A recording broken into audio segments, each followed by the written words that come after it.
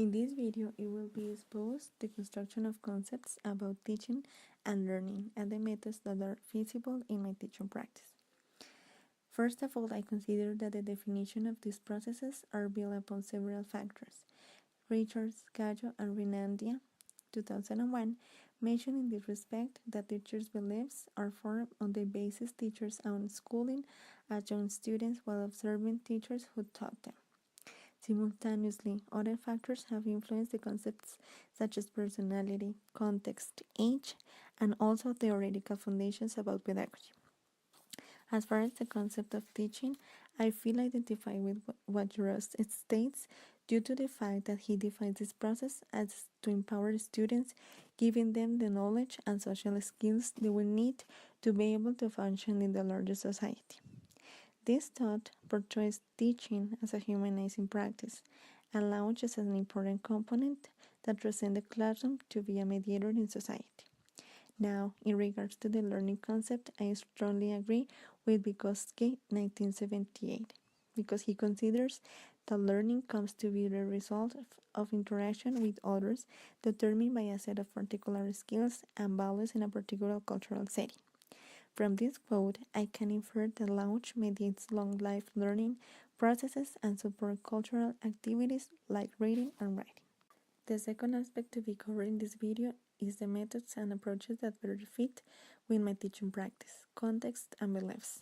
The first one is cooperative language learning. I agree with it because of the promotion of cooperation instead of competition. This allows to conceive education as a way to construct knowledge rather than promote conflicts in the classroom.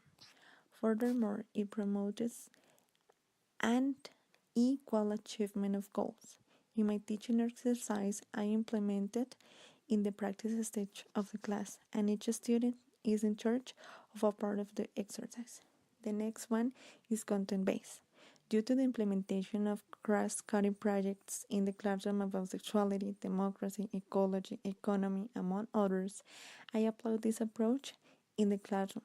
By means of it, students seem to understand better local aspects and to some extent they can develop critical thinking. The third approach that is feasible in my teaching exercise is whole language. Although the syllabus in the places where I have worked focus mainly in reading and writing, I try to include the other two skills.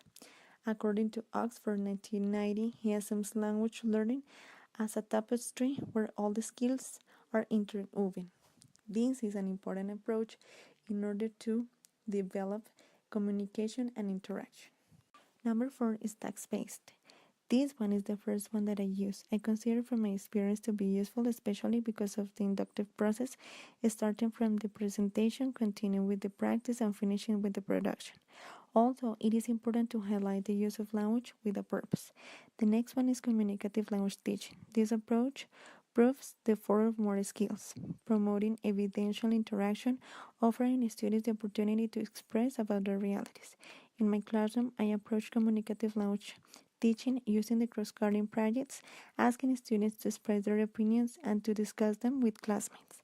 Finally, in this set of feasible methods and approaches, I include multiple intelligences, since it takes into account learning styles. Also, as stated by Wang Qian, 2001, variety, flexibility, and learnability are present in this approach. I implement it when students report their understanding of the reader plan activities as well in the assigned homework. I would like to explore methods and approaches such as flipped learning, because I have started to give the first steps by using some language learning games that can be developed at home, guided by the teacher, as a way to introduce the thematic for the next class.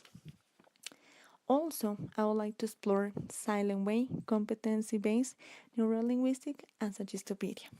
However, I don't find accurate community language learning because of the expertise level of the students to analyze language and the training needed for teachers to guide them. Furthermore, total physical response is not accurate for my teaching practice due to the age of the population I work with. Created using Powtoon.